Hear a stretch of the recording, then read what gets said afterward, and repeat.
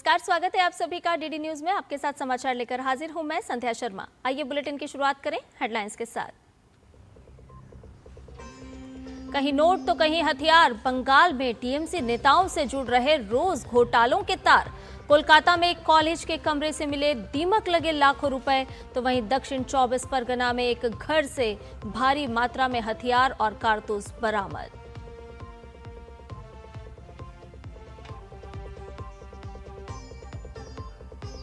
UP के संभल में रस्तोगी परिवार को कल मिलेगा जमीन का मालिकाना हक। जिला अधिकारी खुद रखेंगे भूमि पर निर्माण कार्य की आधारशिला।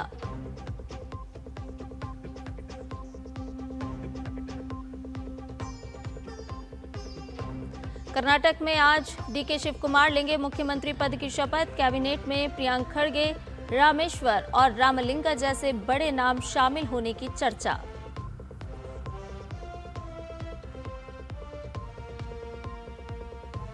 अमेरिका के विदेश मंत्री का दावा, अमेरिकी हमले में कमजोर हुई ईरान की सैन्य ताकत, ड्रोन उत्पादन ढांचे को भी पहुंचा नुकसान।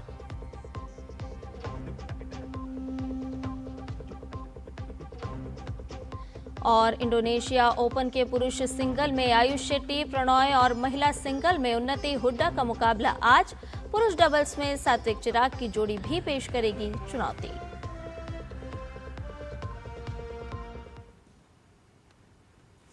और आइए समाचार के विस्तार से करते हैं शुरुआत, लेकिन सबसे पहले आपको पश्चिम बंगाल की कुछ तस्वीरें दिखाते हैं। जी हां, पश्चिम बंगाल के आखिर ये किस तरह के हालात हो गए हैं कि रोज कहीं ना कहीं नोटों का बंडल मिल रहा है तो कहीं हथियारों का जखीरा बरामद हो रहा है। तस्वीरें देखिए जहां पर दीमक खा गई है नोटों के बंडल को, और दूसरी तस्वीरें जहां पर हथियारों का जखीरा भी मिला है। आपको बता दें कि किस तरह की तस्वीरें पश्चिम बंगाल से हैं और नेताओं का नाम भी, टीएमसी नेताओं का नाम इन तस्वीरों के साथ साथ जुड़ता हुआ नजर आ रहा है। एक तस्वीर है दक्षिण 24 परगना के जीवनतला की, और जहां पर तृणमूल नेता जावेद शेख के घर से भारी मात्रा में आग्नेयास्त्र और कारतूस बरामद किए गए हैं। तस्वीरें देखिए किस तरह से पश्चिम बंगाल के ये तस्वीरें निकल करके सामने आ रही है। और दूसरी तस्वीर जहां पर आपको बता दें कि बड़ी मात्रा में नोटों के बंडल बरामद हुए हैं, और ये नोट जो हैं वो लगभग सड़ने की स्थिति में है क्योंकि दीमक इनको चट कर गई है। कैनिंग पूर्व के तृणमूल कांग्रेस नेता हुसैन शेख के करीबी माने जाने वाले जावेद शेख के घर पर तलाशी ली गई, और इस तलाशी के दौरान कई जिंदा कारतूस बरामद हुए हैं। अब यहां पर खबर यह भी मिल रही है कि बरामद कारतूसों में राइफल और लंबी दूरी के आग्नेयास्त्रों में इस्तेमाल होने वाले कारतूस भी शामिल हैं। वहीं दूसरी तरफ की तस्वीर देखिए जो दिखा रही है कोलकाता के सुरेंद्र नाथ कॉलेज की तस्वीर, जहां तृणमूल छात्र परिषद के कब्जे वाले कमरे से 2 बैग बरामद हुए। इन 2 बैग में बड़ी मात्रा में 500 और 100 रुपए के नोटों के बंडल मिले हैं। यहाँ हैरानी की बात यह है कि ये सभी नोट दीमक चट कर चुके हैं।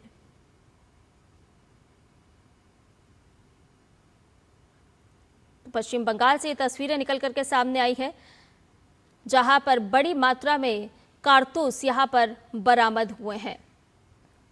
दक्षिण 24 परगना के जीवनतला की ये तस्वीरें हैं। यहाँ पर तृणमूल नेता जावेद शेख के घर पर जब तलाशी ली गई तो इस तलाशी अभियान के दौरान ही भारी मात्रा में यहाँ से कारतूस बरामद किए गए हैं। टीएमसी नेता का घर है, जावेद शेख का नाम यहाँ पर सामने आ रहा है, जिनके घर पर तलाशी अभियान चलाया गया, और इस तलाशी अभियान के दौरान जावेद शेख के घर से बड़ी मात्रा में आग्नेयास्त्र और कारतूस बरामद हुए हैं।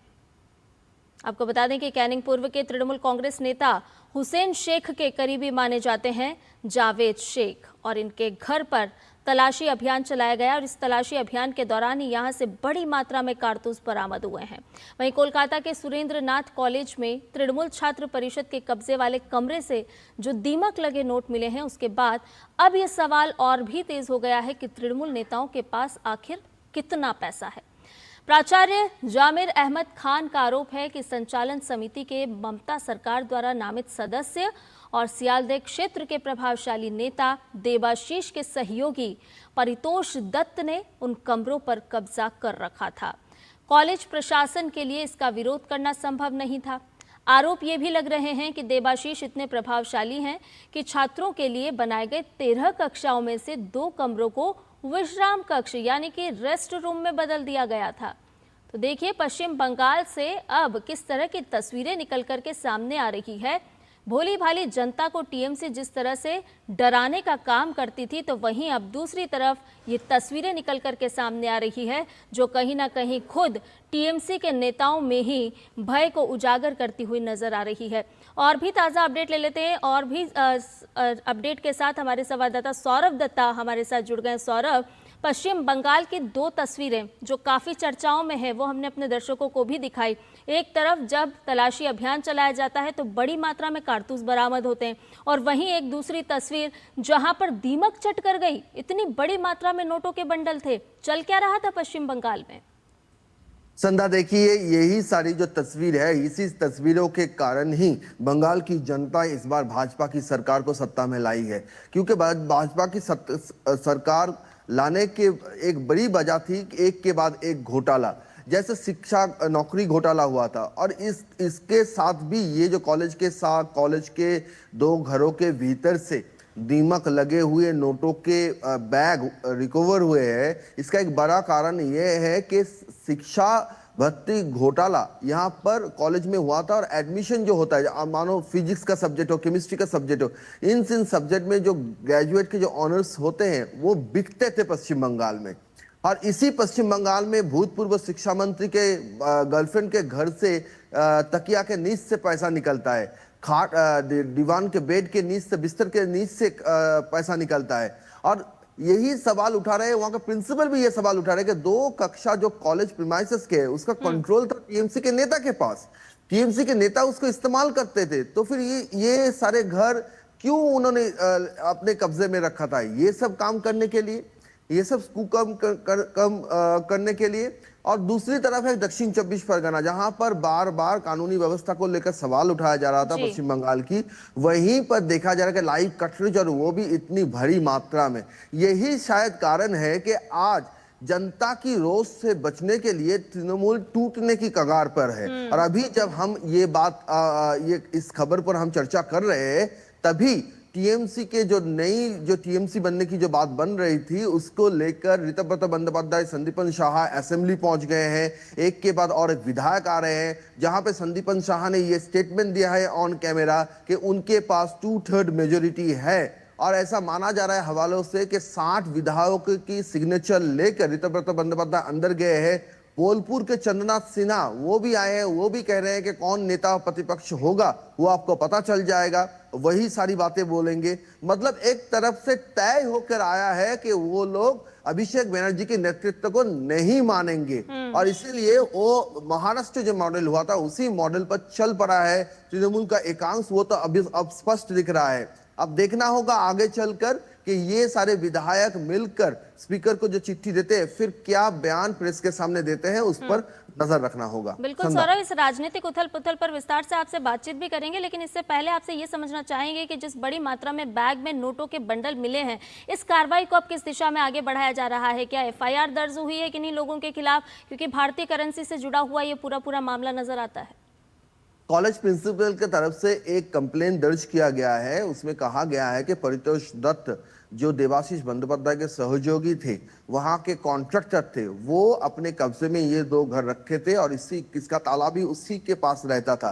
तो इससे चलते कि ये पैसा कहां से आया, इसके लिए उनसे पूछताछ किया जाए। अब आगे चल के मुचीपारा थाना पुलिस इसका कार्रवाई कर रहा है। जैसे जैसे अपडेट आते रहेंगे हम बताते रहेंगे। बिल्कुल सौरभ, और इसके साथ साथ अब जो टीएमसी में ही आंतरिक कलह नजर आ रही है, जो फूट की राजनीति निकल करके सामने आ रही है, ऐसे में क्या नजर आ रहा है? क्या टीएमसी के जो प्रभावशाली नेता थे वो खुद भी ममता बनर्जी से अब दूरी बना रहे हैं?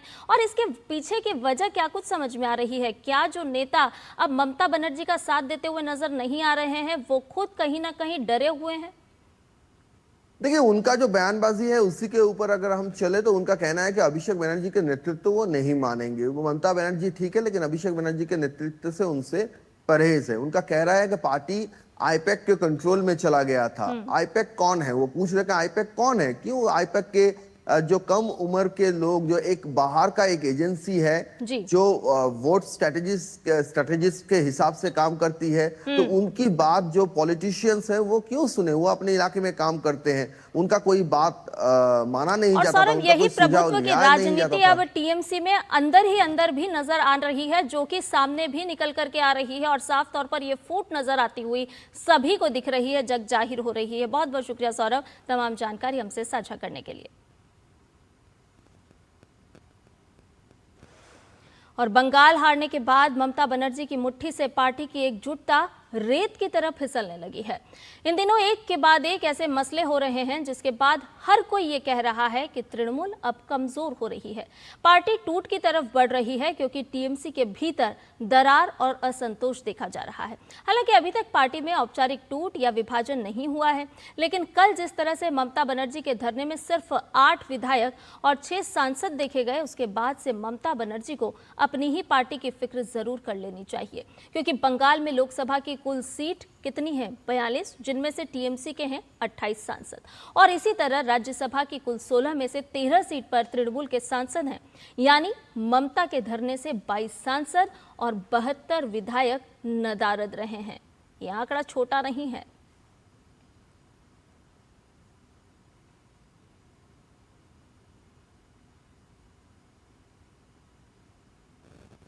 अब कौन कौन से ऐसे विधायक और सांसद हैं जो मंच पर थे, वो भी एक बार जान लीजिए।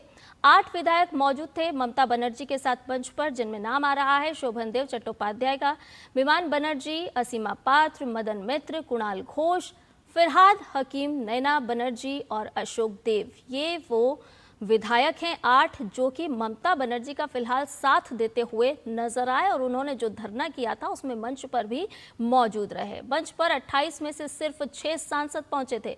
अब इन 6 सांसदों के नाम भी आपको बता देते हैं, जिनमें है डोला सेन, कल्याण बनर्जी, डेरेक ओब्रायन, समीरुल इस्लाम, मेनका गुरुस्वामी और नदीमुल हक। सिर्फ 6 सांसद ही ममता बनर्जी का साथ निभाते हुए ये धरने के मंच पर मौजूद नजर आए।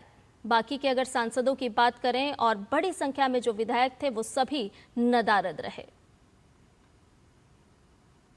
पश्चिम बंगाल में तृणमूल कांग्रेस के भीतर कथित असंतोष और आंतरिक मतभेदों की चर्चाओं के बीच पार्टी से निष्कासित नेता रिजू दत्ता ने कहा है कि टीएमसी आंतरिक मतभेदों का सामना कर रही है। 2/3 majority of the winning MLAs legislators, ये लोग तृणमूल कांग्रेस को छोड़ के असली तृणमूल कांग्रेस बोल के एक पार्टी बनाना चाह रहे हैं। ये लोग ऋतुव्रत बंदोपाध्याय जी को नेता प्रतिपक्ष बनाना चाह रहे हैं और आने वाले दिन में तृणमूल कांग्रेस के सिंबल के ऊपर भी क्लेम करना चाहते हैं। इसलिए मैंने बोला कि शिवसेना महाराष्ट्र मॉडल बंगाल में हो रहा है। अब ऐसे में सवाल ये उठ रहा है कि आखिर ऐसा क्या हुआ पिछले कुछ दिनों में जिसके बाद दरार की चर्चाएं हो रही हैं। कल 2 जून के धरने को लेकर सबसे बड़ी चर्चा यही रही कि टीएमसी के कई विधायक और सांसद नजर नहीं आए ममता बनर्जी के साथ। हाल ही में फेक साइन केस में 2 विधायकों का निष्कासन पार्टी ने कर दिया है। धरने में सिर्फ 8 विधायक और 6 सांसद ही नजर आए थे। पार्टी के 2 विधायक निष्कासित हो चुके हैं। संदीपन साहा और ऋतुव्रत बनर्जी को पार्टी विरोधी गतिविधियों के आरोप में बाहर कर दिया गया है। अब इसके अलावा कई रिपोर्ट बता रही हैं जिनमें दावा है कि कुछ विधायक अलग बैठक कर रहे हैं और अलग से नेतृत्व से नाराज भी नजर आ रहे हैं। ममता की लीडरशिप से लेकर अभिषेक बनर्जी तक पर सवाल उठ रहे हैं। चुनाव में हार के बाद पार्टी के भीतर एक वर्ग चुनावी रणनीति, आईपैक की भूमिका और अभिषेक बनर्जी की कार्यशैली पर खुलकर सवाल उठा रहे हैं। तो चुनावी रणनीति और आईपैक की भूमिका पर भी अब सवाल उठते हुए नजर आ रहे हैं और टीएमसी में दरार की चर्चा अब तेजी से होने लगी है। पश्चिम बंगाल सरकार आज एक बड़ी सामाजिक कल्याण पहल अन्नपूर्णा योजना शुरू करने जा रही है। मुख्यमंत्री शुभेंदु अधिकारी इसका औपचारिक शुभारंभ करेंगे। मुख्यमंत्री के संबोधन के तुरंत बाद लाभार्थियों को स्वीकृति पत्र वितरित किए जाएंगे। प्रत्येक ब्लॉक, नगर पालिका और कोलकाता नगर निगम क्षेत्र में चयनित 100 लाभार्थियों को स्वीकृति पत्र दिए जाएंगे। राज्य सरकार ने योजना के सफल क्रियान्वयन के लिए सभी जिला प्रशासन और संबंधित अधिकारियों को आवश्यक व्यवस्थाएं सुनिश्चित करने के निर्देश दिए हैं। बुलेटिन में खबरें और भी हैं, लेकिन फिलहाल रुकने एक छोटे से ब्रेक के लिए जल्द हाजिर होंगे। बीमारी हुई तो पता लगा कि हॉस्पिटल का बिल ऑफिस के हेल्थ इंश्योरेंस से कई गुना ज्यादा है। काश मैंने हेल्थ इंश्योरेंस लिया होता। पॉलिसी बाजार पे 1 करोड़ का हेल्थ इंश्योरेंस सिर्फ 550 रुपए महीने से शुरू। मेरी पसंद, मेरी पसंद, मेरी पसंद, मेरी पसंद, हमारी पसंद, हम सबकी पसंद। मजबूत देश का मजबूत सरिया हो गया स्टील। ब्रेक के बाद समाचार में आपका एक बार फिर से स्वागत है। आइए खबरों में बढ़ते हैं आगे। बकरीद का दिन, गाजियाबाद का खोड़ा इलाका और इसी दिन हुआ सूर्या हत्याकांड। 17 साल के सूर्या की हत्या हो गई और इसके पीछे नाम आया असद का, जो बाद में पुलिस एनकाउंटर में मारा गया। इस मामले के बाद से इलाके में सुरक्षा बढ़ा दी गई है। भागने की फिराक में असद ने पुलिस पर फायरिंग की और जवाबी कार्रवाई में वो मारा गया। असद पर 50,000 का इनाम भी था। सुरक्षा व्यवस्था बनाए रखने के लिए पूरे खोड़ा क्षेत्र में ऑपरेशन क्लीन स्वीप भी चलाया गया है, जिसमें अपराधियों के खिलाफ सख्त एक्शन लिया जा रहा है।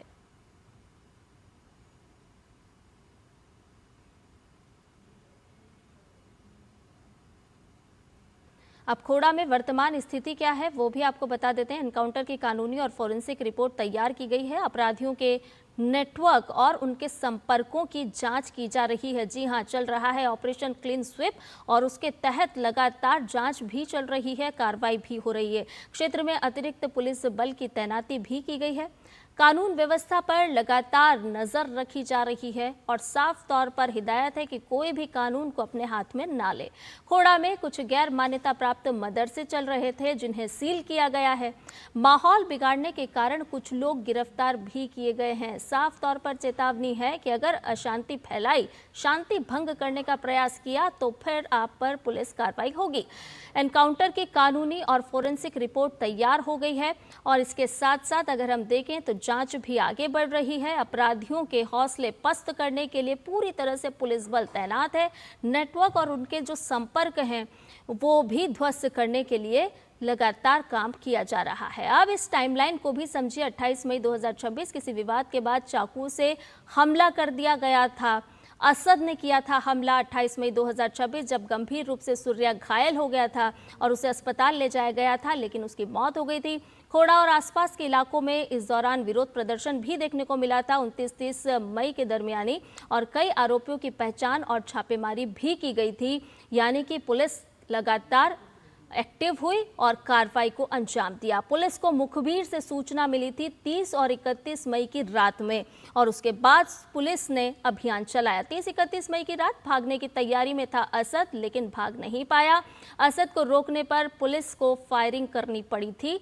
पुलिस की जवाबी कार्रवाई में असद घायल हुआ था। 30 और 31 मई की बात हम आपको बता रहे हैं, जब पुलिस ने कार्रवाई की थी असद के खिलाफ। घायल असद को अस्पताल ले जाया गया, जहां उसे मृत घोषित कर दिया गया था और एनकाउंटर के बाद असद के पिता नवाब और अन्य आरोपियों को भी गिरफ्त में लिया गया था।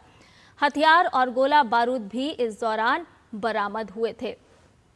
तो फरहान नाम के आरोपी की भूमिका भी इस पूरे मामले में सामने आई थी। फरहान ने हथियार उपलब्ध कराए थे, ऐसा मानना है पुलिस का। पुलिस ने कहा कि फरहान जो उसका साथी था उसने हथियार मुहैया कराए थे। और भी अपडेट ले लेते हैं। हमारे साथ हमारे सहयोगी संवाददाता दिवांशु मल्होत्रा खोड़ा से जुड़ गए हैं। दिवांशु, सबसे पहले तो खोड़ा की ही ताज़ा अपडेट दीजिए। ग्राउंड जीरो पर इस समय किस तरह का माहौल है, क्योंकि हम देख रहे हैं कि देखिए अशांति अगर फैलाने का काम किया तो फिर बख्शा तो कोई नहीं जाएगा।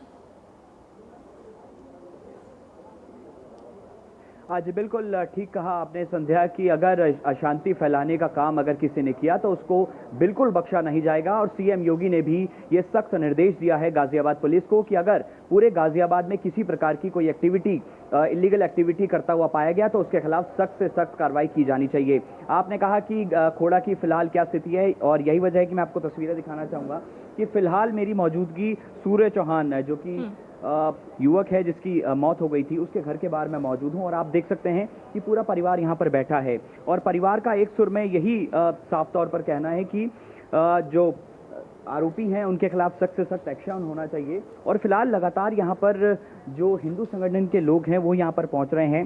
स्वामी दीपांकर यहाँ पर पहुँचे हैं और वो फिलहाल मीडिया से बातचीत कर रहे हैं। तो एक सुर में सभी का यही कहना है कि जो 4 आरोपी, जिसमें से एक असद अब इस दुनिया में नहीं है, 3 आरोपियों की गिरफ्तारी हो चुकी है, उनके खिलाफ सख्त एक्शन होना चाहिए। इसके अलावा 3 बड़ी जानकारी मैं आपको और देना चाहूंगा गाजियाबाद की। सबसे बड़ी जानकारी यह है कि आज जो गाजियाबाद पुलिस है, डासना में एक बड़ा इंक्रोचमेंट ड्राइव चलाने वाली है। 2 बजे के आसपास उसका समय रखा गया है और गाजियाबाद के जितने सीनियर अधिकारी हैं वो वहां पर पहुंच चुके हैं और अब से कुछ ही देर बाद हम कह सकते हैं कि वो इलीगल इंक्रोचमेंट की ड्राइव शुरू हो जाएगी। दूसरी बड़ी जानकारी मैं आपको और देना चाहूंगा कि पिछले 3 दिनों से जो Ghaziabad police operation clean sweep चला रही है, जिसके तहत करीब 1601 अपराधियों की पहचान हुई है, उनमें से बड़ी संख्या में जो अपराधी हैं वो आज इंदिरापुरम थाने पहुंचेंगे और पुलिस के सामने जो है सरेंडर करेंगे और उनके खिलाफ अगर कोई सबूत होता है तो पुलिस उनके खिलाफ एक्शन लेगी और अगर उनके खिलाफ कुछ ऐसे एविडेंस अभी फिलहाल नहीं होते तो उनसे संकल्प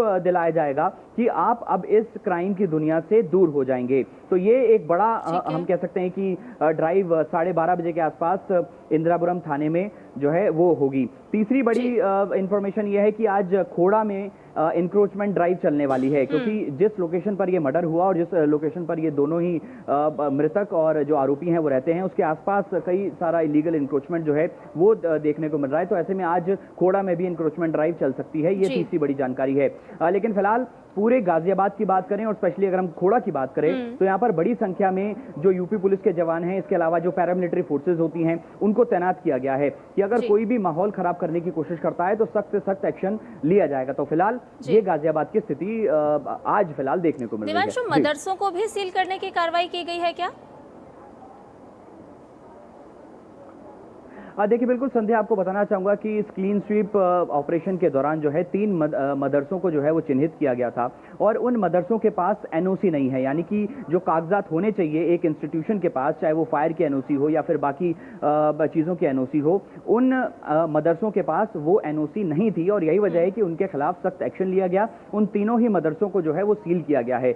इसके अलावा तीनों मदरसों की जो बिजली है उसको भी काटा गया है और उनमें जो मौलाना पढ़ाते हैं उनके खिलाफ भी सख्त एक्शन लेती हुई अब गाजियाबाद पुलिस नजर आएगी। इसके अलावा बाकी जो इंस्टीट्यूशंस हैं उनकी भी लगातार पहचान की जा रही है कि ऐसे कौन कौन से इंस्टीट्यूशन हैं जिनके पास एनओसी नहीं है और जिनके कागजात पूरे नहीं हैं। तो ये एक ऑपरेशन क्लीन स्वीप के तहत गाजियाबाद पुलिस एक्शन लेते हुए नजर आ रही है। इसके अलावा जो 1601 क्रिमिनल्स की मैंने आपको बात कही, उनकी भी जो संपत्ति है उनकी जांच की जा रही है कि क्या किसी क्राइम करने के बाद जो पैसा उन्होंने वसूला उस पैसे से तो कोई उन्होंने संपत्ति खरीदी नहीं है और अगर पुलिस के पास ऐसे एविडेंस मिलते हैं तो उन संपत्तियों को भी जो है कुर्क करने की कार्रवाई जो है वो गाजियाबाद पुलिस जो है करती हुई नजर आएगी। इसके अलावा पूरे गाजियाबाद और पूरे खोड़ा की अगर हम बात करें तो ड्रोन के जरिए जो है सर्विलांस किया जा रहा है कि अगर किसी भी छत पर अगर किसी भी प्रकार का कुछ ऐसा जुटाने की कोशिश की गई, किसी प्रकार के पत्थर या फिर बाकी चीजें जुटाने की कोशिश की गई जो कि इलीगल है, तो उस घर के जो मालिक हैं उनके खिलाफ भी सख्त एक्शन लेती हुई गाजियाबाद पुलिस नजर आएगी। तो कुल मिला के सीएम योगी के सख्त निर्देश हैं और यही वजह है कि गाजियाबाद पुलिस पूरी तरीके से एक्शन मोड में है। बिल्कुल देवांशु, मुख्यमंत्री के निर्देश है और यहाँ पर जिस तरह से ताबड़तोड़ कार्रवाई हो रही है, अगर इसको समझे तो संदेश साफ तौर पर नजर आता है कि शांति तो बहाल आपको करनी होगी और अपराध में अगर आपके नौनिहाल शामिल हैं तो फिर उनसे सख्ती से बर्ताव किया जाएगा। जी बिल्कुल संध्या, जिस तरह से सीएम योगी ने एक कार्यक्रम के दौरान सख्त जो है हिदायत हम कह सकते हैं कि दी है, उन्होंने एक सख्त संदेश दिया है कि अगर कोई भी अपनी औलाद को ठीक से पाल नहीं पा रहा है और उनकी औलाद जो है वो कुछ गलत एक्टिविटी में शामिल हो रही है, क्राइम की एक्टिविटी में शामिल हो रही है, तो सीधा तौर पर आपकी भी जिम्मेदारी बनती है कि आप अपने बच्चों को जो है शिक्षा ऐसी दें कि वो इस तरह के कृत्य ना करें। और यही वजह है कि सीएम योगी ने भी साफ निर्देश दिए हैं कि क्राइम के प्रति और लॉ एंड ऑर्डर सिचुएशन के प्रति किसी भी प्रकार की कोई भी लापरवाही नहीं बरती जाएगी। और पिछले कुछ सालों से जब से सीएम योगी की सरकार बनी है तो हम देख रहे हैं कि क्राइम के प्रति जो है ताबड़तोड़ एक्शन लेती हुई यूपी पुलिस नजर आई है और अब जिस तरह से ये हत्याकांड हुआ उसमें जो एक्शन लिया गया और असद का जिस तरीके से एनकाउंटर हुआ, तो ये सख्त निर्देश साफ एक हम कह सकते हैं कि इसी का एक बहुत बड़ा एग्जाम्पल है।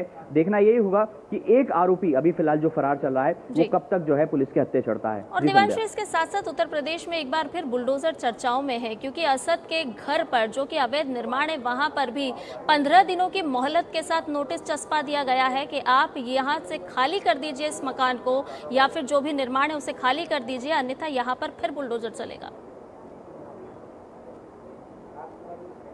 जी बिल्कुल, आपको बताना चाहूँगा कि असद के पिता के नाम पर एक प्रॉपर्टी है, यहाँ से कुछ ही दूरी पर है। उसके खिलाफ जो है पुलिस अब न केवल पुलिस बल्कि जो प्रशासन होता है वो एक्शन लेता हुआ नजर आएगा। वहाँ पर एक नोटिस को चस्पा कर दिया गया है और 15 दिन की मोहलत दी है कि अगर आप अपने पास से ये प्रॉपर्टी को खाली नहीं करते हैं तो हम प्रॉपर्टी आगे खाली करवाएंगे आपकी। और कहीं ना कहीं 15 दिन का जो है समय ज़रूर दिया गया है। देखते हैं कि खुद खाली होती है या फिर पुलिस का बुलडोजर जो है उसको खाली करवाता है। चलिए, बहुत धन्यवाद दिवांशु तमाम जानकारी हमसे साझा करने के लिए। और समाचार में फिलहाल रुक रहे एक छोटे से ब्रेक के लिए जल्द हाजिर होंगे।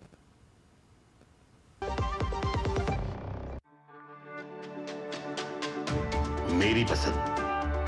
मेरी पसंद। मेरी पसंद। मेरी पसंद। हमारी पसंद। हम सबकी पसंद। मजबूत देश का मजबूत सरिया हो गया स्टील। यार कैसे ले पाएंगे घर? नहीं, आज गर्मी बहुत है ना? यस, बहुत ही ज्यादा। पापा, घर खरीदने की planning is not easy. Vini, long term savings का बेस्ट प्लान बताना। LIC protection plus plan. LIC और सेविंग्स। यस, इसमें इंश्योरेंस और फंड्स दोनों में इन्वेस्ट करके गोल्स के हिसाब से सम अश्योर्ड एडजस्ट कर सकते हो। LIC protection plus plan, future insured, growth assured. Break के बाद समाचार में आपका एक बार फिर से स्वागत है। कर्नाटक की सियासत में आज एक बड़ा बदलाव होने जा रहा है। कांग्रेस के कद्दावर नेता DK शिव कुमार आज राज्य के नए मुख्यमंत्री के रूप में शपथ लेने जा रहे हैं। बेंगलुरु में होने वाले इस शपथ ग्रहण समारोह में उनके साथ करीब 10 मंत्रियों को भी कैबिनेट में शामिल किया जा सकता है। दिल्ली में कांग्रेस आलाकमान के साथ लंबी मैराथन बैठकों के बाद मंत्रिमंडल के चेहरों और स्वरूप पर अंतिम मुहर लगा दी गई है।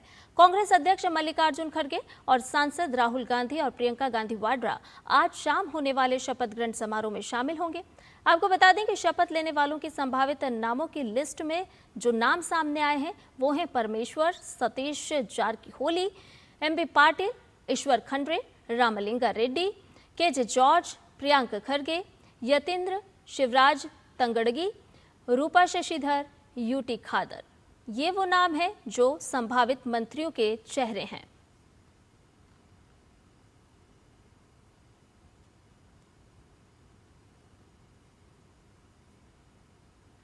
केंद्र सरकार ने CBSE से जुड़े मामलों में बड़ा प्रशासनिक कदम उठाते हुए बोर्ड के चेयरमैन राहुल सिंह और सचिव हिमांशु गुप्ता का तबादला कर दिया है। इन अधिकारियों के स्थान पर नए अधिकारियों की नियुक्ति भी की गई है। वरिष्ठ IAS अधिकारी लोखंडे प्रशांत सीताराम CBSE के नए प्रमुख नियुक्त किए गए हैं। वहीं senior bureaucrat Varun Bhardwaj CBSE के नए सचिव होंगे। 2001 बैच के AGMUT कैडर के IAS अधिकारी प्रशांत सीताराम फिलहाल गृह मंत्रालय में अतिरिक्त सचिव के पद पर कार्यरत हैं। उन्हें राहुल सिंह की जगह CBSE की कमान सौंपी गई है। राहुल सिंह को कृषि एवं किसान कल्याण मंत्रालय में अतिरिक्त सचिव नियुक्त किया गया है, जबकि हिमांशु गुप्ता को प्रशासनिक आधार पर समय पूर्व उनके मूल कैडर गृह मंत्रालय में वापस भेज दिया गया है।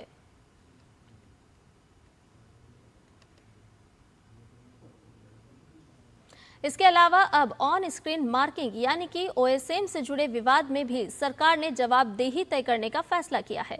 इसके लिए एक सदस्य वाली जांच समिति का गठन सरकार ने कर दिया है, यानी ऑन स्क्रीन मार्किंग सर्विस की खरीद प्रक्रिया अब पूरी तरह से जांच के दायरे में होगी।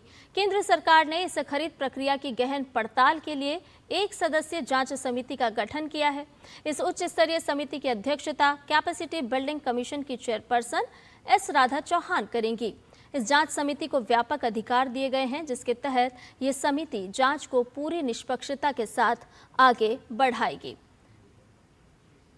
और पश्चिम बंगाल से इस वक्त आ रही है एक बड़ी खबर। जी हां, आपको बता देते हैं टीएमसी में टूट की बड़ी खबर इस वक्त सामने आ रही है। निष्कासित विधायक संदीपन साहा का दावा भी सामने आया है। उन्होंने कहा कि हमारे पास 2/3 से ज्यादा बहुमत है। तो टीएमसी की जो टूट बड़ी तौर पर चर्चाओं में है, उसको लेकर के ये बड़ी खबर, जहां निष्कासित विधायक संदीपन साहा ने एक बड़ा दावा किया है। पश्चिम बंगाल में राजनीतिक काफी उथल पुथल चल रही है, खास तौर पर टीएमसी में, और दो फाड़ होती हुई नजर आ रही है। हमारे पास 2/3 से अधिक बहुमत है, ये कहना है संदीपन का। और निष्कासित विधायक ऋतुव्रत विधानसभा भी पहुंच चुके हैं। तो टीएमसी में किस तरह से अब राजनीतिक उथल पुथल हो रही है, ये बड़ी खबर साफ तौर पर दर्शा रही है। बोलपुर के टीएमसी विधायक चंद्रनाथ सिन्हा विधानसभा में मौजूद हैं। पश्चिम बंगाल से ये राजनीतिक उथल पुथल से जुड़ी हुई बड़ी खबर, टीएमसी में अब टूट जग जाहिर हो रही है। 60 विधायकों के हस्ताक्षर के साथ पहुंचे हैं, ये भी सूत्र बता रहे हैं। तो पश्चिम बंगाल से है ये बड़ी खबर, जहां पर टीएमसी में जो अंदरूनी कलह थी वो अब खुल करके सामने आ चुकी है। टीएमसी में टूट से जुड़ी हुई ये बड़ी खबर है, जहां पर निष्कासित विधायक संदीपन साहा ने बड़ा दावा किया है। उन्होंने कहा है कि हमारे पास 2/3 से ज्यादा बहुमत है। अब इस बहुमत के क्या कुछ मायने हैं समझे जा सकते हैं। ममता बनर्जी का साथ छोड़ते हुए टीएमसी के विधायक नजर आ रहे हैं। हालांकि ये जो 2 विधायक हैं, इन्हें तो पार्टी से निष्कासित किया गया था।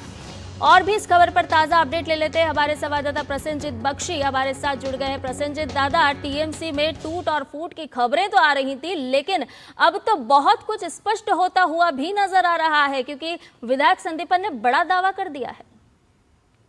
बिल्कुल, देखिए, एक एक करके जो विधायक है वो विधायक विधानसभा पहुंच रहे हैं, और ये सारे की सारे विधायकों का कहना है कि वो एक अलग जो गुट है, गुट की मान्यता के लिए जो स्पीकर है, स्पीकर के पास पहुंचेंगे अपने दस्तखत के साथ, स्पीकर को चिट्ठी देंगे अपने दस्तखत के साथ। जो दस्तखत तृणमूल कांग्रेस की जो अभी ऑफिशियल गुट है, मतलब जिस गुट ममता बनर्जी की है, अभिषेक बनर्जी की है, उनके पास ये दस्तखत है ही नहीं।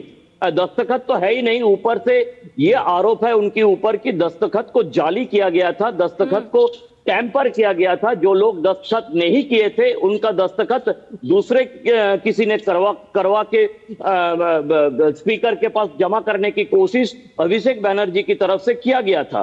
अब अगर एक एक करके फिजिकली ये सारे लोग आज विधानसभा पहुंच पाते हैं और अपना अपना दावा करते हैं कि हम इस टूटे हुए गुट के साथ है, तृणमूल कांग्रेस जो अभी ममता बनर्जी के साथ है उसके साथ नहीं है, तो स्पीकर के सामने अब ये चयन करना है कि कौन सी गुट को वो मान्यता दे। क्योंकि फिर से मैं कहूंगा कि कल बीते कल डेरेक ओब्रायन और कुणाल घोष ने जो चिट्ठी स्पीकर के ऑफिस में देने की कोशिश किए, वो स्पीकर के ऑफिस नहीं लिए थे, क्योंकि स्पीकर दिल्ली में थे और वो चिट्ठी का कोई वैसे उसके साथ कोई दस्तखत के साथ कोई रिजोल्यूशन नहीं था, इसीलिए वो चिट्ठी वापस कर दिया गया था जो सचिवालय है उसकी तरफ से।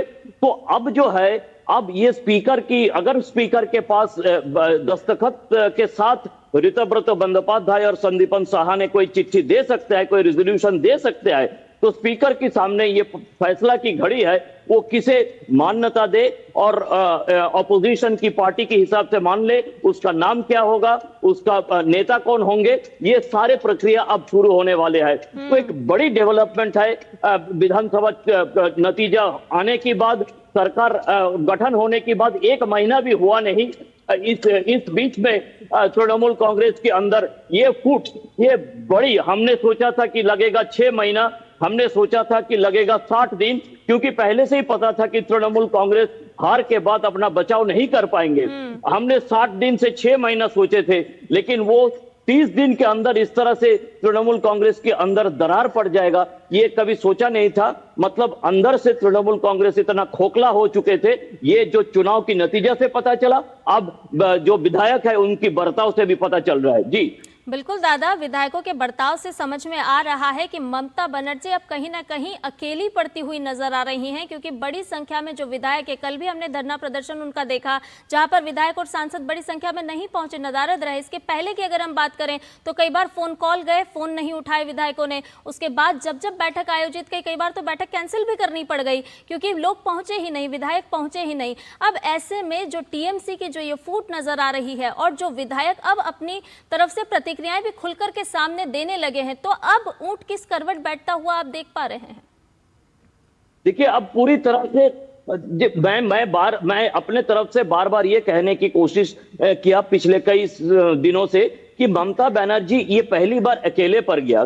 कभी वो कांग्रेस की सहारे रहती थी, कभी वो बीजेपी के सहारे रहती थी, कभी वो पुलिस और प्रशासन के सहारे रहती थी और कभी वो मीडिया के सहारे रहती थी। ये भी समझना चाहिए कि ममता बनर्जी जो मीडिया सपोर्ट उनको पिछले 20 साल से मिला है, शायद किसी भी नेता को इतना मीडिया सपोर्ट, इतना मीडिया प्रोटेक्शन नहीं मिले है। ये पहली बार है ममता बनर्जी को अपना रास्ता खुद चयन करना पड़ेगा। ना उनके साथ कांग्रेस है, ना उनके साथ बीजेपी है, ना उनके साथ पुलिस प्रशासन है, ना उनके साथ मीडिया है।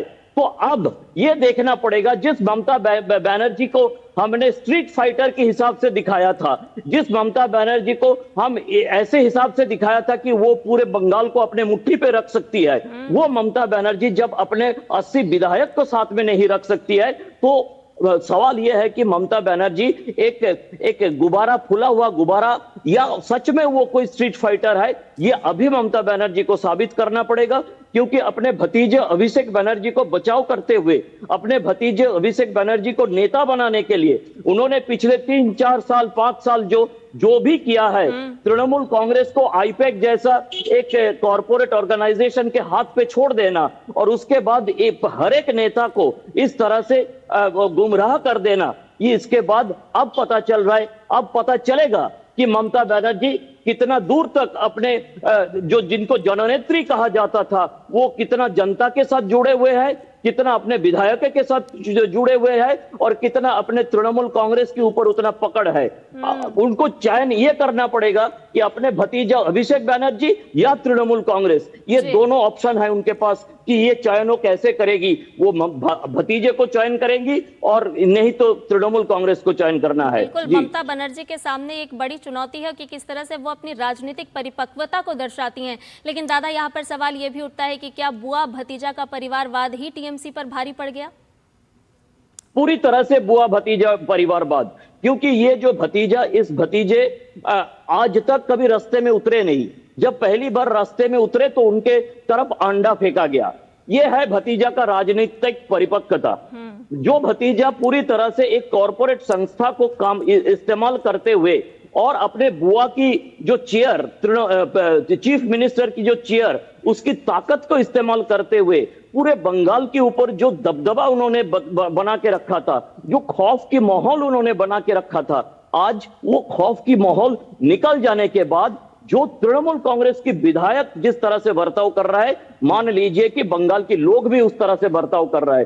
अब अभिषेक बनर्जी के लिए रास्ते पे निकलना, अंडे से टमाटर तक कहां पहुंचेगा किसी को पता नहीं है। तो ये जो भतीजा अब अपने चीफ मिनिस्टर या रेल मिनिस्टर बुआ की बलबूते पर हजारों करोड़ों रुपया की संपत्ति बनाया, पूरे बंगाल के लोगों के ऊपर अपना जो खौफ है वो जमा के रखा था, इससे जब वो बाहर निकला तो अपने आप को खाली पाया, अपने आप को अकेला पाया। तो ऐसी स्थिति में, जैसे मैंने फिर से दोहरा रहा हूं, अब ये बुआ को सोचना चाहिए कि वो अपने भतीजे को साथ में रखेंगे या अपने पार्टी को साथ में रखेंगे। उनको सैक्रिफाइस करना है। अगर भतीजे को सैक्रिफाइस कर सकते हैं तो हो सकता है कि वो तृणमूल कांग्रेस को किसी तरह से बचा ले, लेकिन अगर भतीजे के साथ उनको धृतराष्ट्र जैसा बर्ताव करे तो शायद आज जो कुछ भी डेवलपमेंट असेंबली में हमें देखने को मिल रहा है, हो सकता है कि ममता बनर्जी आने वाले दिनों में जो स्ट्रीट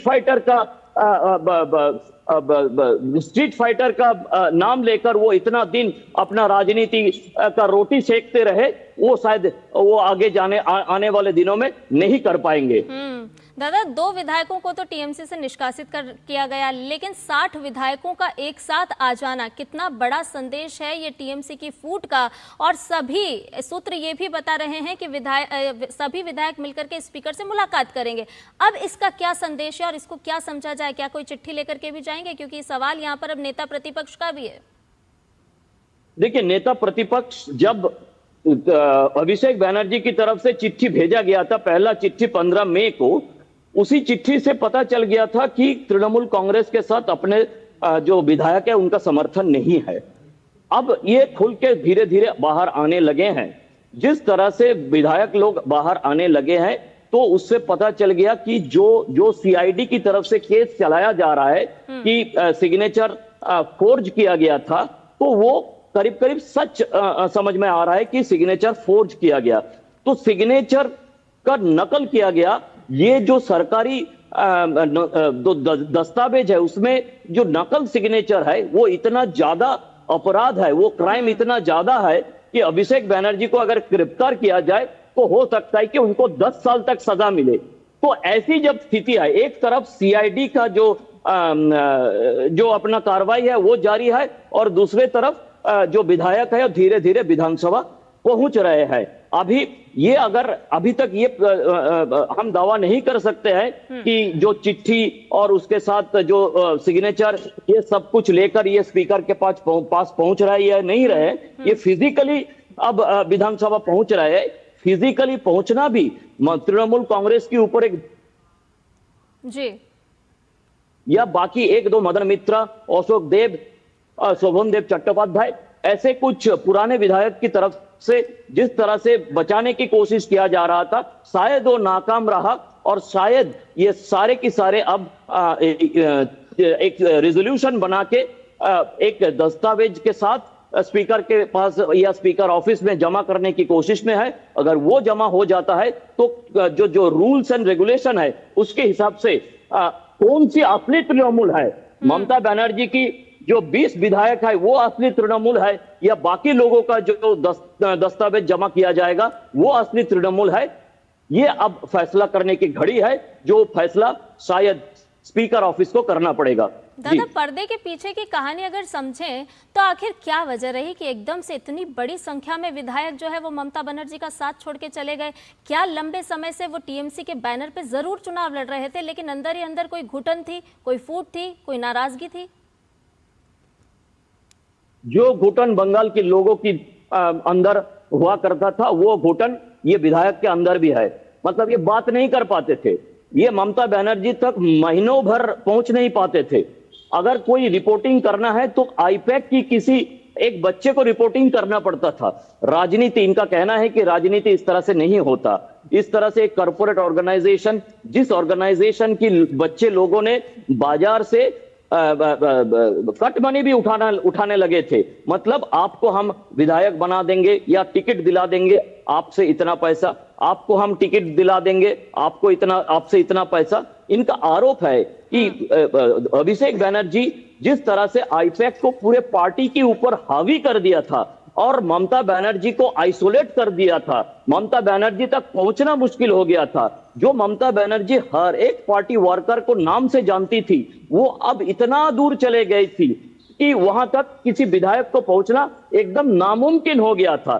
तो इसलिए बंगाल के लोग, पत्रकार, हम जैसे पत्रकार जो घुटन महसूस करता, हम अगर कुछ कहते थे तो कोई हमारा दूसरा पत्रकार इसका जो ये प्रसेनजीत दादा ने आपके खिलाफ बोल रहा था, बोल के मेरे खिलाफ एक शिकायत सेक्रेटेरिएट में पहुंच गया। तो इस तरह से विधायक का भी कहना है कि हम अगर कुछ कहते थे तो आईपैक की तरफ से यह शिकायत हो जाता था कि फलाने तृणमूल नेता आपके खिलाफ ये कह रहा था, तो आपका जो टिकट है वो काट दिया गया, आपकी जो नेतृत्व है उसे काट दिया गया। तो इस तरह से पिछले 3-4 सालों से ये आईपैक की जो उपस्थिति है और उसके बाद ये आईपैक को बचाने के लिए ममता बनर्जी का, आप सबको पता है कि किस तरह से जब ईडी का वहां पे छापेमारी हुआ तो किस तरह से ममता बनर्जी वहां पहुंच गई थी और आईपैक को बचाने के लिए। तो लोगों को लगा कि यहाँ पे आईपैक ज्यादा जरूरी है, वो नेता जरूरी नहीं है, जो नेता अपने बूथ लेवल वर्कर से जुड़े हुए हैं। तो अगर आईपैक जरूरी है तो ममता बनर्जी अपने भतीजे के साथ और आईपैक के साथ जिए, हम तो लोगों के साथ जिएंगे। यह है पर्दा के पीछे कहानी, क्योंकि आईपैक के कारण जो नेता है वो जनता से भी कटता जा रहा था। तो नेता को बचने के लिए जनता के साथ जुड़े रहना जरूरी है, ना कि आईपैक के साथ। तो इसीलिए अब ये लोग खुल के सामने आने लगे हैं, और अंदर ही अंदर ये चल रहा था। जब चुनाव में हार हो गए, जब लोगों की गुस्सा बाहर निकाल के आने लगे, जब इन विधायकों को समझ में आ गया कि लोग तृणमूल कांग्रेस के खिलाफ है और इस बार ममता बनर्जी के खिलाफ भी है, ऐसा नहीं है कि सिर्फ तृणमूल कांग्रेस के खिलाफ है, इस बार लोगों ने ममता बनर्जी को हटाने के लिए चुनाव में मतदान किए हैं। तो ये ममता बनर्जी का जो लोगों तक पकड़ था, वो पकड़ खत्म हो गया आईपैक के कारण। तो इसीलिए पर्दे के पीछे ये सारे लोग तैयार होकर बैठे थे। और दूसरी बात यह है कि जब पहले दिन विधायकों का जो बैठक बुलाया गया था, उस दिन बताया गया था कि आप लोगों को अभिषेक बनर्जी को स्टैंडिंग ओवेशन देना पड़ेगा। देखिए, ये काफी जरूरी बात है, छोटी सी बात है कि आप लोगों को, ये मेरा सूत्र के आधार से ये मेरे पास इंफॉर्मेशन है कि आप जब अभिषेक बनर्जी मीटिंग में आएंगे, आप पहले दिन सारे के करीब 70 विधायक पहुंचे थे, और ये 70 विधायकों को बताया गया था कि अभिषेक बनर्जी जब मीटिंग हॉल में पहुंचेंगे तो उनको तालियों के साथ स्टैंडिंग ओवेशन देना पड़ा। तब जाके विधायकों को लगा कि जो अभिषेक बनर्जी हम लोगों को हराने के लिए। बहुत धन्यवाद दादा, तमाम जानकारी हमसे साझा करने के लिए। और आइए अब आपको सीधे लिए चलते हैं विज्ञान भवन, जहां पर राष्ट्रपति द्रौपदी मुर्मू का संबोधन हो रहा है। केंद्रीय जनजातीय कार्य मंत्री श्री जुएल ओराम जी, केंद्रीय जनजातीय कार्य राज्य मंत्री श्री दुर्गादास उइके जी, जनजातीय कार्य मंत्रालय की सचिव श्रीमती रंजना चपड़ा जी, देश के अलग अलग राज्य से आईटीडीपी, माडा, माइक्रो प्रोजेक्ट्स से आए हुए सभी अधिकारीगण, देवियों और स्वजन, सभी को नमस्कार, जोहार। जनजातीय समुदाय के समग्र विकास को समर्पित संस्थाओं के इस नेशनल कॉन्क्लेव में आज आपके बीच आकर मुझे अत्यंत प्रसन्नता हो रही है। ये सम्मेलन ट्राइबल चेंज एजेंट्स का सम्मेलन है। आप सब पर जनजातीय समुदाय के कल्याण और विकास कार्यक्रम को उनके गांव और घर तक पहुंचाने की जिम्मेदारी है। ऐसा करके आप सब जनजातीय समुदाय के भाई बहनों के जीवन में बहुत अच्छा बदलाव ला सकते हैं। फील्ड लेवल तो ट्राइबल डेवलपमेंट की जिम्मेदारी निभाने वाले लोगों को एक नेशनल प्लेटफॉर्म पर एक साथ लाने के लिए मैं जनजातीय कार्य मंत्री श्री जुएल ओराम जी और उनकी पूरी टीम को बहुत बहुत सराहना करती हूँ। राज्य स्तर पर तथा प्रोजेक्ट लेवल पर काम करने वाले सभी लोग जो एक बड़े उद्देश्य के साथ एक साथ विचार विमर्श करेंगे तो निश्चय ही अनेक उपयोगी समाधान सामने आएंगे। मैं खुश हूँ, मुझे बताया गया कि मई 10 से जून 7 तक आप राज्य के अलग अलग भिन्न भिन्न गांव जाके लोगों से मिले और लोगों का प्रॉब्लम और लोगों का जो प्रोजेक्ट चल रहा है उसका कितने दूर प्रतिफलित हो रहा है और क्या चाहिए, इसके बारे में आप विचार विमर्श किया। ये बहुत अच्छी चीज़ है। मैं जानती हूँ अभी मेरे पहले जुएल ओराम जी मंत्री महोदय ट्राइबलों के बारे में बोल रहे थे। आज हम 2047 सोशल विकास भारत की मनाने जा रहे हैं, लेकिन अभी भी ट्राइबल खुले नहीं। आईटीडीए, माडा, आईटीडीपी खोला है, लेकिन ट्राइबलों को अभी भी उनके लिए क्या क्या योजनाएं चल रहे हैं, क्या क्या स्कीमें चल रहा है, उनको पता नहीं। अपने संस्कृति, अपने परंपरा, अपनी जिंदगी जीने का शैली के अंदर ही और रह गए हैं। हम जानते हैं आदिवासी सांस्कृतिक रूप से बहुत रीच है, बहुत धनी है। उनके पास संस्कृति का कोई अभाव नहीं। खुद बुनाई करते, खुद पहनते, खुद जंगल में जाते, खेतों में जाते, खुद काम करते, खुद खाते। गवर्नमेंट का जो भी योजना है वो देर से उनको जानकारी मिलता है, लेकिन ये बहुत अच्छी चीज़ है कि उनके डोर स्टेप को जाना, उनको जागरूक करना, उत्साहित करना, लोगों के साथ घुल मिल के रहने का ये जो प्रयास मुझे लगता है आगे जाके ट्राइबल लोगों को, जो हम कहते हैं कि पिछड़े हुए हैं, उनके पास वो बहुत टैलेंटेड है, लेकिन वो दूर दूर रहते हैं। इसका बहुत सारे कारण हैं। इसीलिए अधिकारी लोग उनके पास पहुंचना, उनके साथ बातें करना, क्योंकि वो बहुत सेल्फ गरीब है लेकिन आत्मसम्मान से जीते हैं। सेल्फ रेस्पेक्ट उनके पास है। कोई ऐसे कुछ ना कह दे कि मेरे बारे में, मेरा आत्मसम्मान को ठेस पहुंचे। आत्मसम्मान के साथ जीने के लिए वो शायद ये दुनिया में आए हैं। उनके पास घर नहीं है, उनके पास खाने के नहीं लिए, वो अपनी जिंदगी जीते हैं लेकिन आत्मसम्मान के साथ जीते हैं। इसीलिए नहीं मिलते क्योंकि दुनिया में लोग अलग बहुत तरह के होते हैं। इसीलिए नहीं मिलते कि आत्मसम्मान, उनके सेल्फ रेस्पेक्ट में कुछ आँच ना आ जाए। इसलिए जो योजना आप किए हैं 4 हफ्ता, ये बहुत अच्छी चीज़ है। ये केवल एक बार नहीं होना चाहिए, बार बार होना चाहिए। और ये दूर दराज के लोग जो जंगलों में रहते हैं, उन तो एक रोड में बनाना चाहिए। आप कौन सी गांव को कवर किया, कौन सी गांव पॉपुलेशन कितने, ट्राइबल कितने लोग हैं, कहाँ तक हम पहुँच पाए, कहाँ तक नहीं पाए। ये सब चीज़ें बहुत सारे लोग पढ़ा लिखा है, पढ़ा लिखा होते हुए भी बहुत लोग बहुत चीज़ें जानते हैं लेकिन वो खुलते नहीं। ये उनका प्रवृत्ति है, लेकिन उनको खुलना पड़ेगा, शामिल होना पड़ेगा देश के विकास के लिए, समाज के विकास के लिए। आदिवासी लोगों को आगे लाने के लिए तो खुद को ही कुछ करना पड़ेगा।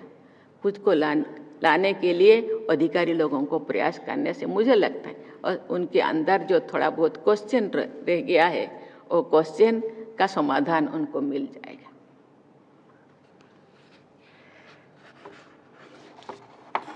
मुझे ये जानकर प्रसन्नता हुई है कि इस कॉन्क्लेव में ट्राइबल डेवलपमेंट से जुड़े संस्थाओं और मानव संसाधन के विकास से लेकर के वित्तीय व्यवस्थाओं तक तथा मॉनिटरिंग से लेकर के स्कीम डिलीवरी तक अत्यंत महत्वपूर्ण आयामों पर चर्चा होगी।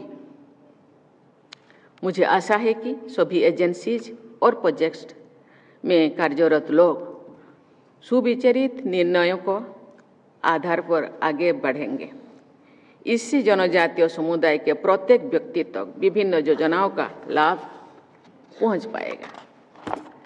देवी और स्वजन, जनजातीय समुदाय के अनेक गांव और बस्तियां दूर दराज के क्षेत्र में जंगलों और पहाड़ों तलीय इलाकों में होते हैं। ऐसे इलाकों को विकास की मुख्य धारा से पूरी तरह जोड़ना आपका कर्तव्य है। अंतिम गांव और अंतिम बस्ती के अंतिम घर तक विकास कार्यक्रम को पहुंचाना आपका उत्तरदायित्व है। पीएम जनमन योजना के तहत जनजातीय समुदाय में भी सबसे पिछड़े समूहों के 20,000 से अधिक गांव तक विकास कार्यक्रम को पहुंचाने का लक्ष्य है। हम सब जानते हैं 75 जो ग्रुप्स वो है पीवीटीजी। पीवीटीजी सबसे पिछड़े, अभी भी और कोई पेड़ के मंच के पे रहते हैं, उनके कोई जमीन नहीं, जमीन था लेकिन रिकॉर्डेड नहीं। अभी भी उसी, मुझे लगता है, सत्य युग में जीते हैं कि हम भगवान हमको भेजे हैं तो ये जमीन भी भगवान का है, रजिस्ट्री करना क्या जरूरी है। इसीलिए जो जमीन था वो गवर्नमेंट अपने अख्तियार में ले गए। इसीलिए उनको घर बनाना, उनके लिए जमीन देकर घर बनाना, उनके हर चीज़ के लिए अधिकारी लोगों को, जितने कर्मचारी लोगों का दायित्व है और इसको करना चाहिए।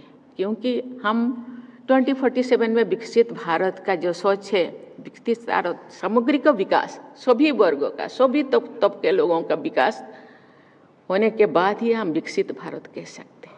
तो इसका जो दायित्व, इसका जो रेस्पॉन्सिबिलिटी, इसीलिए ITDA बनाया गया जी, जो ज्वेलराम जी अभी कह रहे थे। क्योंकि स्पेशली क्योंकि जो लोग बनाए हैं, संविधान के प्रावधान रखे थे, और जानते हैं ट्राइबलों का नेचर, उनको स्पेशल, जैसे छोटे बच्चों का स्पेशल अटेंशन दिया जाता है, इनका अभी भी छोटे बच्चे हैं, उनको हाथ पकड़कर चलना सिखाना। लेकिन मैं हर जगह कहती हूँ ट्राइबलों को कि कब तक आप हाथ पकड़ के हम उनको चलना सिखाएंगे? आपको भी चलना सीखना होगा, दौड़ना सीखना होगा, उड़ना सीखना होगा, दूसरे के साथ कंधों से कंधों मिलाकर चलना होगा। मैं बार बार उनको कहती हूँ, लेकिन चलना तो हम लोगों को किस रास्ता पे चले, कैसे चले, उसको सिखाना हम लोगों को पड़ेगा। इसीलिए वो ITDA बनाए हैं, मडा बनाए हैं, ITDP बनाए हैं, और स्वतंत्र अधिकारी बनाए हैं, स्वतंत्र ऑफिस बनाए हैं, कलेक्टर उसका चेयरमैन होते हैं, स्पेशल अटेंशन। धरती व जनजातीय ग्रामोत्कर्ष अभियान से भी जनजातीय क्षेत्र में सराहनीय प्रगति हो रही है। मैं सोचती हूँ कि इन महत्वाकांक्षी योजनाओं के लाभ को प्रभावी रूप से जन जन तक पहुँचाने का कार्य करके आप सब बहुत संतोष का अनुभव करेंगे, सार्थकता का अनुभव करेंगे। पब्लिक एडमिनिस्ट्रेशन तथा मैनेजमेंट के क्षेत्र में एक बात कही जाती है, learn from the field before deciding for the field. मुझे ये जानकर प्रसन्नता हो रही है कि इस नेशनल कॉन्क्लेव की तैयारी की प्रक्रिया में स्टेट लेवल वर्कशॉप आयोजित किए गए हैं तथा फील्ड लेवल के विषय को समझा गया है। मुझे बताया गया है कि उन सभी अनुभवों पर समग्र रूप से विचार करके एक नेशनल रोड मैप बनाया जाएगा। जो मंत्री जी ने सामने रखा कि खुलकर बोलिए क्या प्रॉब्लम है, क्योंकि उसी हिसाब से स्कीमें बनाई जाए। जो स्कीम घसी पिटी इतने दिनों से, वो स्कीम द्वारा लोगों को कितना बेनिफिट हो रहा है कि और कोई सोचना चाहिए। आप बोलेंगे नहीं तो फिर उसी के बारे में स्कीमें कैसे बनाया जाएगा। आप सबको इस बात पर ध्यान केंद्रित करना है कि हर प्रोजेक्ट की फाइल और डॉक्यूमेंट का उद्देश्य किसी मनुष्यों के सहायता करना है।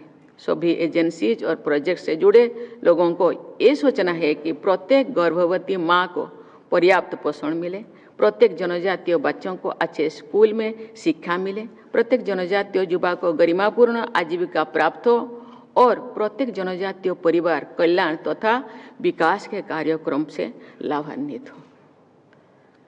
ऐसी संवेदनशील सोच के साथ सभी एजेंसीज और प्रोजेक्ट से जुड़े लोगों को काम करना है। मुझे ये जानकर प्रसन्नता हो रही है, आधुनिक विकास के प्रयासों के साथ साथ जनजातीय समुदाय के सांस्कृतिक और ज्ञान परंपराओं को विशेष ध्यान दिया जाता है। संस्कृति में बोल रही थी कि संस्कृति से बहुत धनी है, रीच है। संस्कृति से उनका माइंडसेट को कैसे और इंक्रीज किया जाए, कैसे डेवलप किया जाए।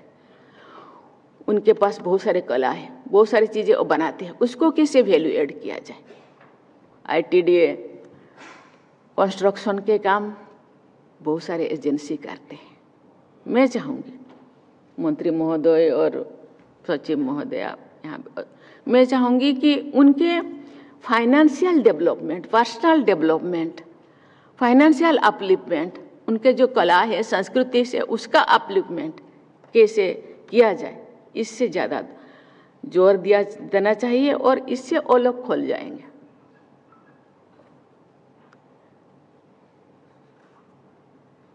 इस विशेषता को संरक्षित रखना है तथा इसे सभी देशवासियों से प्रसारित भी करना है।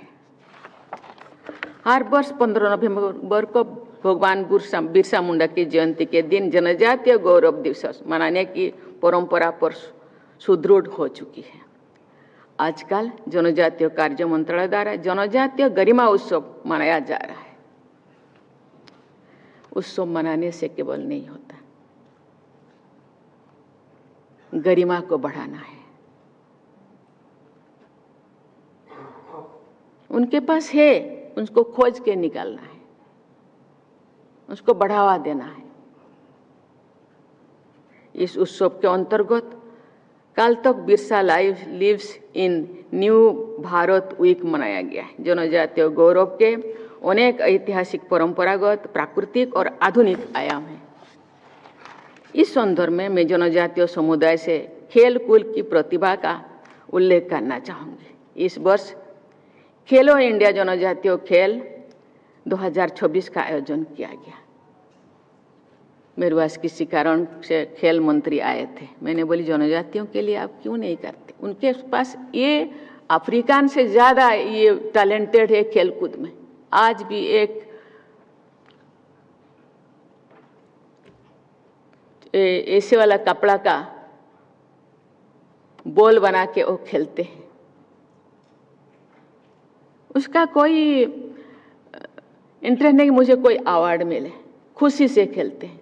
उनको प्रोत्साहित करने की जरूरत है। आज भी गांव-गांव में फुटबॉल खेलते हैं, हॉकी खेलते हैं, उनके खुद के अंदर गांव-गांव के अंदर टूर्नामेंट करते हैं, लेकिन उसको प्रोत्साहित करने की जरूरत है।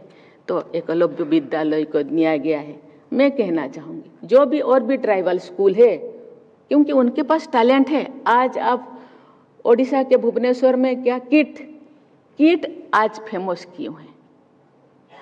किट नहीं, किस फेमस आज वर्ल्ड फेमस क्यों है?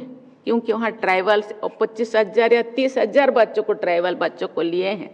पढ़ाई तो करते हैं, लेकिन पूरा वर्ल्ड में खेल कूद में ट्राइबल बच्चे अच्छा करते हैं। उनको कोचिंग देना, ये केवल खुद के लिए तो वो तो एक रोजगार का जरिया तो बनाएंगे, लेकिन देश का नाम भी रोशन करेंगे। इसीलिए खेल कूद में भी उनको प्रोत्साहित करने की जरूरत है। इस आयोजन की प्रक्रिया में जमीनी स्तर पर जनजातीय खिलाड़ियों को भी पहचान मिलेगी और प्रोत्साहन भी मिलेगी। खेलकूद में आगे रहने वाले व्यक्ति और समुदाय समग्र विकास की दौड़ में भी आगे रहते हैं। व्यक्ति और समाज की प्रगति में शिक्षा के महत्व पर जितना भी जोर दिया जाए वो कम है। जनजातीय समुदाय के बच्चों को और युवाओं की शिक्षा और कौशल विकास को आप सब तन मन धन से अपना योगदान दीजिए।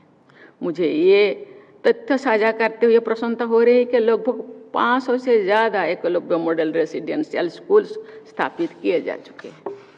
आज केवल 75 में शायद स्पेस लैब बनाया गया है। मुझे लगता है आहिस्ता आहिस्ता सभी और केवल इसको कन्फाइंड किया गया है semiconductor training facilities eight IISc Bangalore centre for nano science and engineering. मुझे लगता है और 1-2 जगह करने से उसको थोड़ा अच्छा प्रोत्साहन मिलेगा। कल ही राष्ट्रपति भवन में मुझे जनजातीय समुदाय के लगभग 200 ऐसे प्रतिभाशाली युवाओं से मिलने का अवसर प्राप्त हुआ, जिन्हें जनजातीय कार्य मंत्रालय द्वारा विशेष छात्रवृत्ति द्वारा प्रदान किया गया है और आज वो भिन्न भिन्न जगह पे कार्यरत है।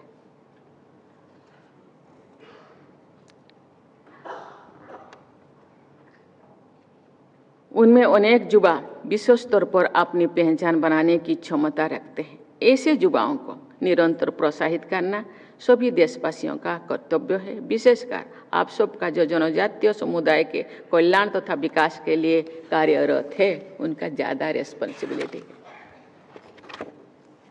शिक्षा और स्वास्थ्य के बल पर ही किसी भी व्यक्ति या समुदाय का विकास संभव होता है। जनजातीय समुदाय के स्वास्थ्य से जुड़े चुनौतियों में सिकल सेल एनीमिया सबसे ज़्यादा ओडिशा में है। आप जहाँ से आए हैं और मैं जहाँ से आई, भारत में सबसे अधिक है। राष्ट्रीय सिकल सेल एनीमिया उन्मूलन मिशन के तहत 7 करोड़ से अधिक स्क्रीनिंग की जा चुकी है, लेकिन उनको अवेयरनेस की खाली स्क्रीनिंग करने से नहीं होगा। उनको अवेयरनेस की ज़रूरत है कि इन फ्यूचर उनके अंदर ही सिकल सेल की जो जर्म समाप्त हो और दूसरों को नहीं फैले। इसीलिए उनको अवेयरनेस की ज़रूरत है, उसका शुरुआत कर देना चाहिए। इस मिशन को पूरी तरह से सफल बनाने के लिए आप सब हर संभव प्रयास कीजिए। देवी और स्वजनों, सभी देशवासी वर्ष 2047 तक विकसित भारत के निर्माण के लक्ष्य के साथ आगे बढ़ रहे हैं। जनजातीय समुदाय का समग्र विकास इस लक्ष्य का अभिन्न अंग है। जनजातीय समुदाय का समग्र विकास ही देश के विकास को समावेशी विकास का स्वरूप प्रदान करेंगे। मैं और एक बार दोहराना चाहूँगी कि ट्राइबल लोग बहुत टैलेंटेड हैं। उसी टैलेंट को खोज के निकालना हम लोगों का कर्तव्य है। वो आत्मनिर्भर बन सकते हैं अपने टैलेंट के साथ, क्योंकि असहजता से उसको सीख पाएंगे। वैल्यू एड करना खाली सिखाना पड़ेगा और मार्केटिंग का सहयोग करना पड़ेगा। आज कहाँ लाखपति दीदी, करोड़पति दीदी, क्या क्या चल रहा है, मुझे लगता है ये भी हो सकते हैं।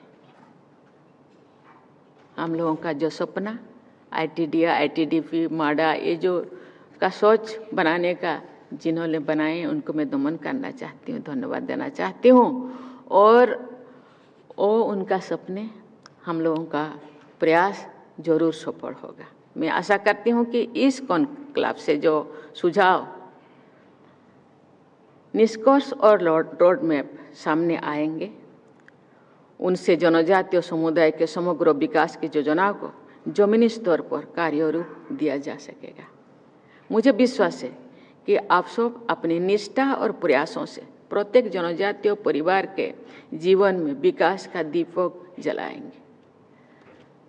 जनजातीय विकास के अभियान को अंत्योदय की भावना के साथ आगे बढ़ाना चाहिए, ताकि कोई भी जनजातीय परिवार या व्यक्ति कल्याण और विकास की परिधि से बाहर न रहे।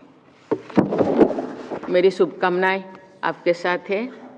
इस सम्मेलन के सभी प्रतिभागी व्यक्तिगत और सामूहिक रूप से जनजातीय कल्याण और विकास के सराहनीय उद्देश्यों का प्राप्त करने में महत्वपूर्ण योगदान देंगे, ये विश्वास मेरा है। मैं आप सबके स्वर्णिम भविष्य की उज्जवल कामना करती हूँ। धन्यवाद। जय हिंद, जय भारत। जनजातीय गरिमा उत्सव 2026 के अंतर्गत राष्ट्रीय स्तर पर जो सम्मेलन का आयोजन किया जा रहा है, उसके उद्घाटन सत्र को संबोधित कर रही थी राष्ट्रपति द्रौपदी मुर्मू। इस मौके पर उन्होंने कई सारे सुझाव भी दिए और बताया कि कैसे जनजातीय समुदाय को हमें मुख्य धारा से जोड़ना होगा। और साथ ही साथ उन्होंने कहा कि भारत का जो आदिवासी समुदाय है, जो ट्राइबल्स हैं, वो सांस्कृतिक रूप से बहुत समृद्ध हैं और साथ ही साथ वो आत्मसम्मान से जीते हैं। इसी आत्मसम्मान को बरकरार रखना होगा और कई सारी ऐसी योजनाएं हमें लानी होगी जिसके उनके ही सुझाव लेकर के जिसे हम तैयार कर सके। उन्होंने कहा कि कई सारी केंद्र की ऐसी योजनाएं हैं जो उन तक अभी भी नहीं पहुंच पा रही है, इसके लिए प्रयास करना होगा। और समाचार में फिलहाल के लिए इतना ही। मुझे दीजिए इजाजत। नमस्कार।